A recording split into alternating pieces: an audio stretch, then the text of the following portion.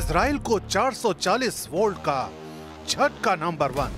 Trump 8 मुसलमान देशों से बढ़ाने लगे दोस्ती।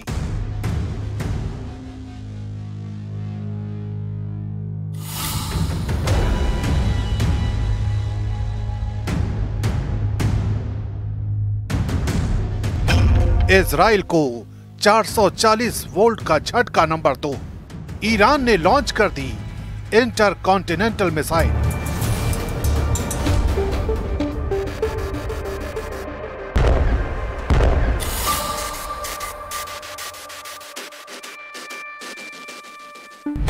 इजराइल को 440 वोल्ट का झटका नंबर 3। तुर्की का ऐलान, धरती से मिटा देंगे यहूदी देश।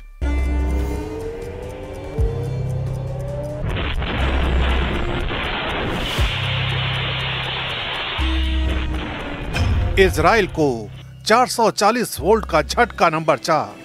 मुस्लिम देशों से ज्यादा कट्टर दुश्मन बना फ्रांस।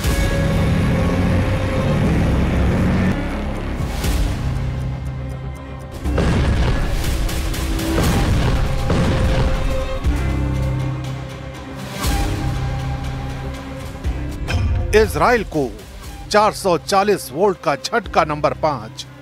60 देशों से नेतन्याहू का युद्ध फाइनल।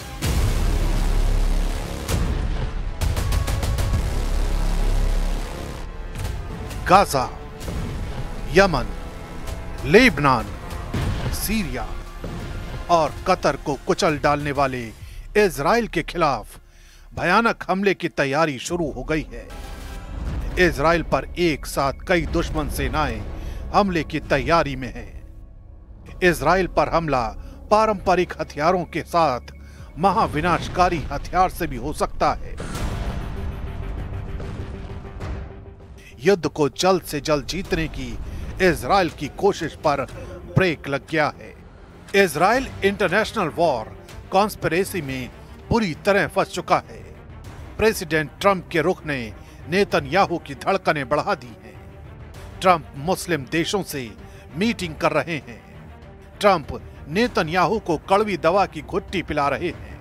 ट्रंप ने जिन मुस्लिम देशों को गाजा युद्ध के खात्मे का कॉन्ट्रैक्ट दिया है, उनके नाम सुनते ही नेतन्याहू का दिमाग गर्म हो गया है। ट्रंप ने सऊदी अरब, यूएई, कतर, मिस्र, जॉर्डन, तुर्की, इंडोनेशिया और पाकिस्तान को गाजा युद्ध खत्म कराने और शांति बहाली का जिम्मा सौंपा है। The president will also be hosting bilateral meetings with the UN Secretary General and the leaders of Ukraine, Argentina, and the European Union. The president will also later in the day hold a multilateral meeting with Qatar, the Kingdom of Saudi Arabia, Indonesia, Turkey, Pakistan, Egypt, the UAE, and Jordan. Israel के सबसे कट्टर दुश्मनों का जमघट लगाकर Trump ने Netanyahu को सख्त संदेश दिया है। ट्रंप के बदले हुए प्लान के बाद नेतन्याहू का ऑपरेशन गाजा फ्लॉप हो सकता है। असल में ट्रंप गाजा में मुस्लिम देशों की सैन्य तैनाती का प्लान बना चुके हैं। यानी जिन 8 देशों के साथ उन्होंने मीटिंग की है, वो सब मिलकर एक शांति सेना गाजा में तैनात कर सकते हैं, जिसके बाद इजराइल को गाजा में हमले से रोका जा सके, जिसके लिए इजराइल फिलहाल तैयार नहीं है। प्रेसिडेंट ट्रंप मुस्लिम देशों के साथ हुई मीटिंग की इनसाइड स्टोरी अब तक सामने नहीं आई है, लेकिन ट्रंप का यह फॉर्मूला नेतन्याहू किसी भी कीमत पर मानने को तैयार नहीं है। वो पहले भी साफ कर चुके हैं कि फिलिस्तीन देश नहीं बनने दिया जाएगा। नेतन्याहू अपने नेक्स्ट एक्शन के लिए ट्रंप से मीटिंग भी फाइनल कर चुके हैं, लेकिन ट्रंप को साथ रहने भर से उन्हें सफलता नहीं मिलने वाली, क्योंकि इजराइल को भी नक्शे से मिटाने की धमकी दी जाने लगी है। ये कोई और नहीं बल्कि तुर्की दे रहा है। तुर्की के राष्ट्रपति यूएन महासभा में अपने भाषण में गाजा के मुद्दे को सबसे प्रमुखता से उठाने का ऐलान किया है। एर्दोआन ने यह भी दावा किया है कि वो फिलिस्तीन को मान्यता दिलाकर ही दम लेंगे। Konuşmamda Gazze'deki insani felaket ve mezalimi özellikle gündeme getireceğim. 80. Genel Kurulu diğerlerinden farklı kılan özelliği birçok ülkenin Filistin devletini tanıyacak olmasıdır. Biz bu tanıma kararlarının iki devletli çözümün hayata geçirilmesine ivme kazandırmasını temenni ediyoruz. तुर्की के बारूदी तेवर ने Israel को भड़का दिया है। Israel की तरफ से धमकी दी गई कि नेटो सदस्य होने के भ्रम में तुर्की तबाह हो सकता है। अमेरिकन एंटरप्राइजेज इंस्टीट्यूट के सीनियर माइकल रूबिन ने एक बयान में कहा कि कतर की तरह तुर्की को भी इजराइल दहला सकता है। इजरायली अकादमी की बड़ी हस्ती मियर मासरी ने इससे आगे बढ़कर यह तक कहा है कि तुर्की को नेटो मेंबर होने का मुगालता भूल जाना चाहिए। इसके जवाब में एर्दोआन के सलाहकार ने कहा है कि जल्द ही इजराइल इस धरती के नक्शे से मिट जाएगा, उसके बाद फिर इन्हें पता चलेगा। जो धमकी नेतन्याहू ने फिलिस्तीन को दी है वही उन्हें एर्दोआन की तरफ से मिली है। लेकिन इन सबसे बड़ा थ्रेट इजराइल के सिर पर मंडरा रहा है, वो है ईरान की नई इंटरकॉन्टिनेंटल मिसाइल। ईरान ने अपनी विध्वंसक मिसाइल का धमाका कर दिया है। अभी ईरान की मिसाइल का ट्रेलर देखिए, आगे डिटेल भी जानेंगे। सितंबर को ईरान की सबसे विनाशकारी मिसाइल की झलक दिखी।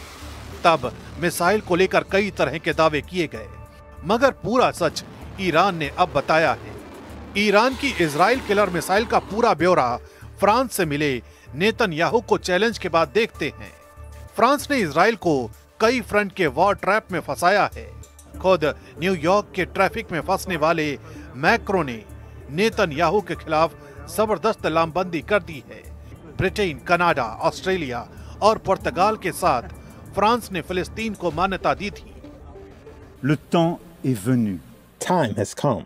This is why, loyal to my country's historic commitment to the Middle East, for peace among Israeli people and Palestinian people, I declare that France recognizes today the state of Palestine. Macro के फैसले का Israel ने जबरदस्त विरोध किया है। France में Israel के राजदूत जोशुआ एल जारका ने मैक्रो को मिडिल ईस्ट युद्ध का रियल विलेन बता डाला है।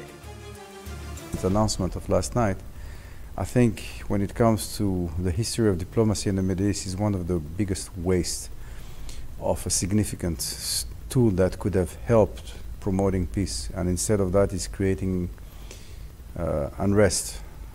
France is unfortunately becoming a destabilizing agent in the Middle East because of their, I don't know if what is behind it, but the need for them to make statements that are,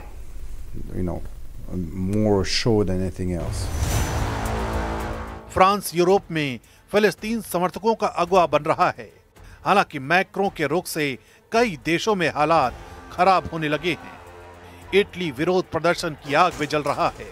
फिलिस्तीन राष्ट्र के समर्थन की मांग कर रहे प्रदर्शनकारियों ने जॉर्जिया मेलोनी के खिलाफ जबरदस्त प्रदर्शन किया।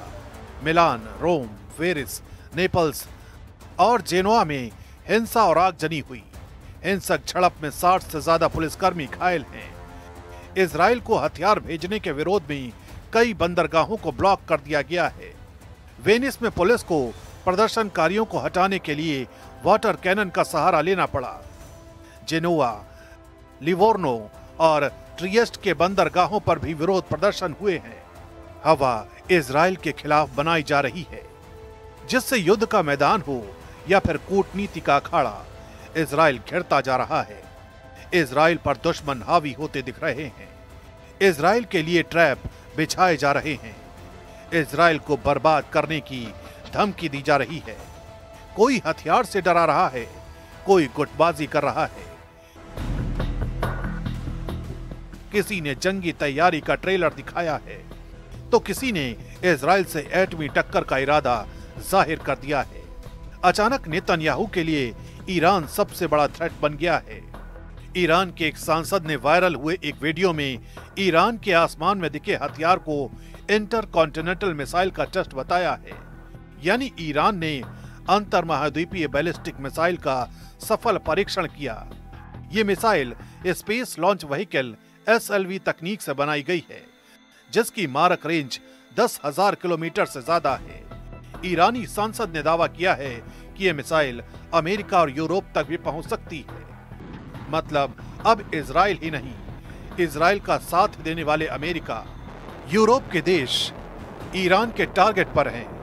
ईरान के मिसाइल भंडार पहले से ही विध्वंसक रॉकेट के लिए कुख्यात हैं। मेजर जनरल याहिया रहीम सफवी का दावा है कि उनका परमाणु कार्यक्रम और मिसाइल टेक्नोलॉजी ईरान के वैज्ञानिकों की मेहनत का नतीजा है और उसे तबाह नहीं किया जा सकता।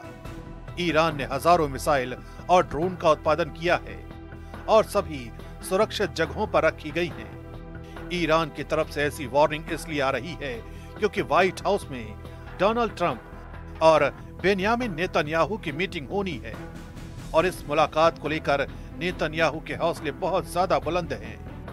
नेतन्याहू ने कहा कि गाजा में हमारा मिशन पूरा नहीं हुआ है। इजराइल पर हुए हमलों में जिन मिसाइलों ने तबाही मचाई थी उनकी लिस्ट देख लीजिए, क्योंकि यही अब तक नेतन्याहू के लिए सबसे बड़ी परेशानी बनती आई है। इनमें सबसे खतरनाक फत्ताह-1 और खैबर शिकर मिसाइल शामिल है। इसमें कद्र और इमाद मिसाइल भी शामिल है। फत्ताह हाइपरसोनिक मिसाइल की रेंज 1400 किलोमीटर है।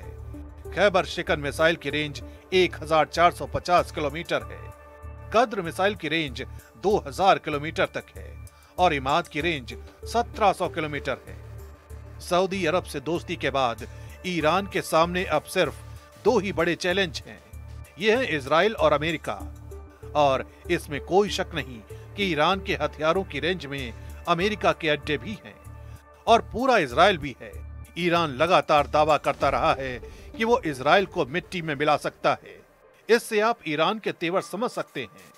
ये ईरान की नई मिसाइल खुर्रमशहर 4 है, जो टेक्नोलॉजी के मामले में ईरान की बहुत ही खतरनाक मिसाइल मानी जाती है।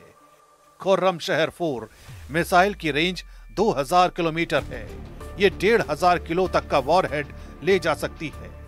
खुर्रमशहर 4 इतनी सटीक है कि ये मिसाइल अपने टारगेट के 30 मीटर के दायरे में गिरती है। 13 मीटर लंबी इस मिसाइल को लॉन्चिंग के दौरान ही खत्म किया जा सकता है, क्योंकि जब ये अपने टारगेट की तरफ बढ़ती है, यानी टर्मिनल स्टेज में, इस मिसाइल की रफ्तार करीब 20,000 किलोमीटर प्रति घंटा होती है। इजराइल के किसी भी मिसाइल डिफेंस के लिए इसे रोकना आसान नहीं होगा। इजराइल के सभी दुश्मन फन उठा रहे हैं, सब के सब युद्ध के लिए ललकार रहे हैं। तो क्या इजराइल चुपचाप हार स्वीकार कर लेगा? क्या नेतन्याहू के पास अब कोई रास्ता नहीं है? कहना मुश्किल है। इजराइल जब संकट में घिरता है तो दोगुनी ताकत से हमले शुरू करता है। दुश्मनों से 100 कदम आगे रहने वाला इजराइल शायद अब सबसे ताकतवर दुश्मन कहे जाने वाले खलीफा को बारूदी धमाके से दहला सकता है।